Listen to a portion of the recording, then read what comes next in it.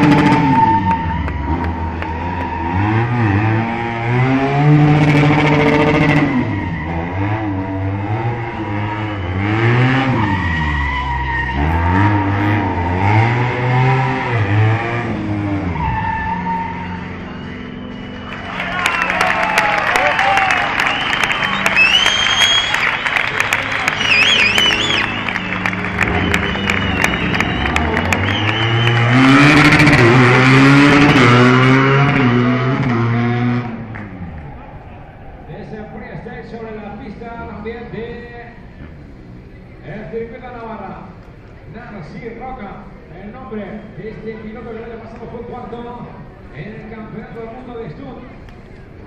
Cambiamos de moto, más arriba, nos dice Cine Amores que le vamos a dar más caña, que va a cambiar moto, que le damos más caña aquí a Narcís, cambiamos la moto y seguimos con esta exhibición de Stutt. Ahora viene sin horquilla delantera.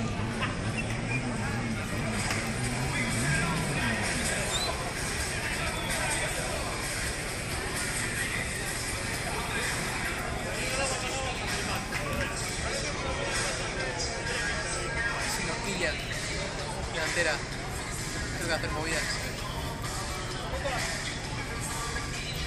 Bueno, los dos aviones también en la pista. Ahí los dos, ahí pegados. Sincronización perfecta entre los dos.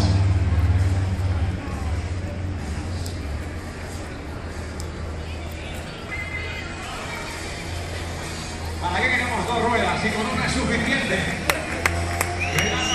Con una rueda de suficiente aquí.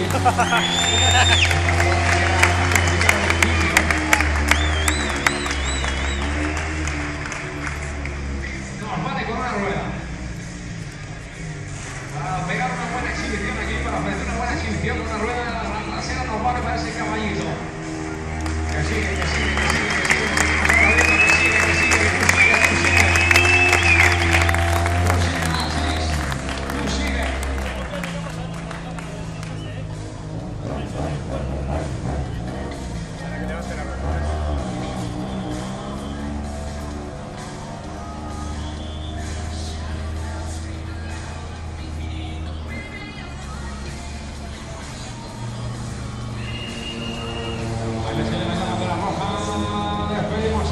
Roca, despedimos pedimos a nuestro piloto catalán que esta exhibición, porque todo está preparado para recibir a